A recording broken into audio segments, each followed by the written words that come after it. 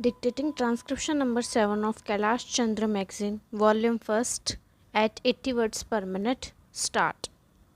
Now, I would like to say that with this measure we are now adopting, to my mind, it will not be possible to have this system or any other system functioning effectively. The number of clauses that we have included are so restrictive and rigid that it will not be possible for any system to function in this country.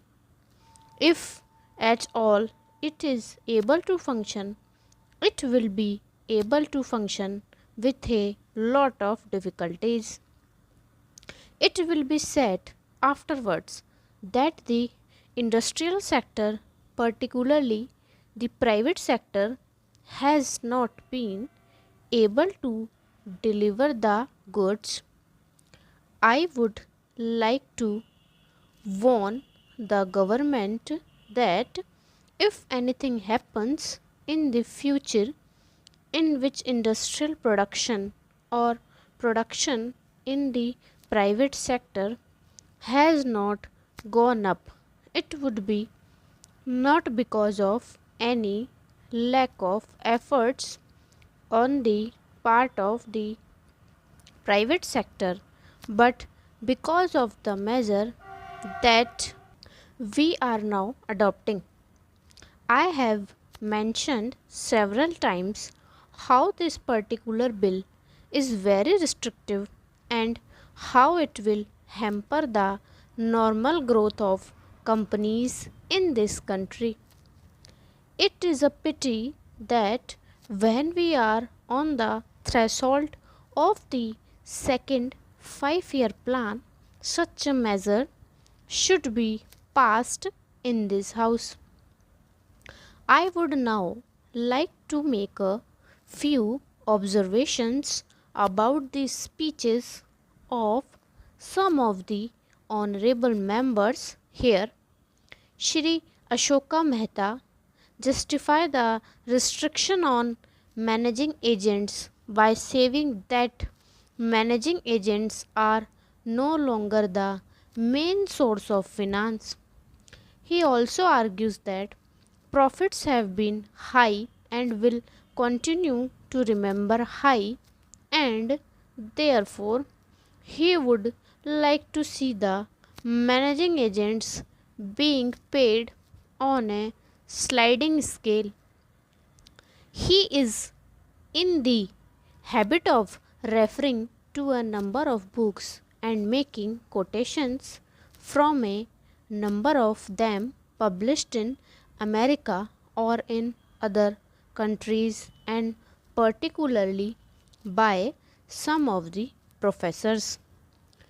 I would also like to mention to him that even when companies are floated, it requires a certain amount of confidence amongst the investing public, and it is because a particular firm is managing a particular company that this confidence is created in the investing public. Even there, as the Honorable Finance Minister has said, there is a sort of overall tight control. New banks and insurance companies are not floated nowadays.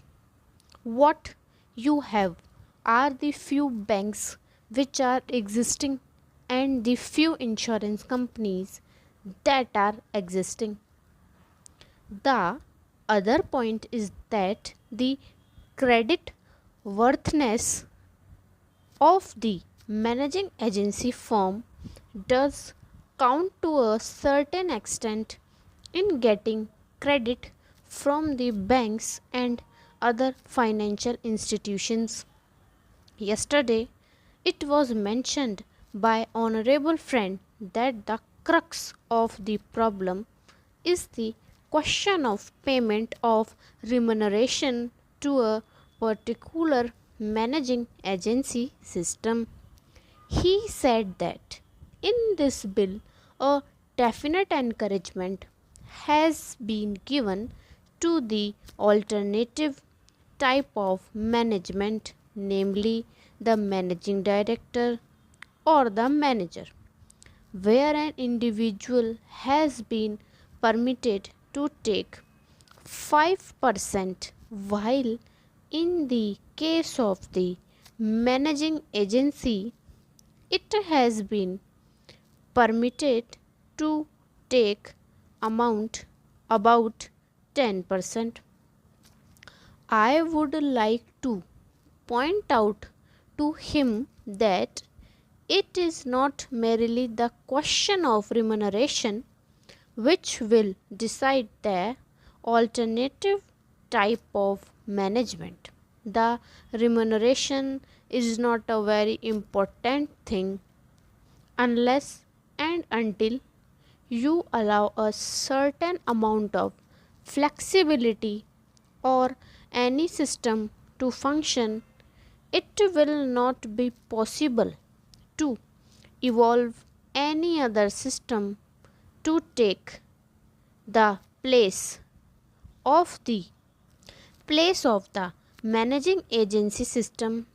In spite of so many shackles, you may find that those few business houses which are carrying on now may have to carry on the present basis. You may not find many new people coming in the field. Several times it has been mentioned in this house why the business community has not prescribed for itself a code of conduct. In this connection, I would like to point out that a degree or diploma is essential for the profession, and in case of violation of the code, sanction should be provided by it to prevent a person from practicing the profession. Today, even Ashoka Mehta and Shri C.C. Shah can set up a grocery shop and become businessmen. Nobody lays down any condition for starting business, and nobody can prevent others from continuing it. But I would like to point out that with regard to the code of conduct, there is a certain amount of ethics, and there are certain standards and traditions on which business houses function. If a particular firm has not good proper ways of managing its business, you will find that business house will find it difficult to function, and it would be difficult for it command the confidence of the business community. It would not be possible for it to function as effectively as a business that is sufficient as a code of conduct. It is not possible to prescribe a certain code of conduct in the manner it has been done for the profession in general. Thank you.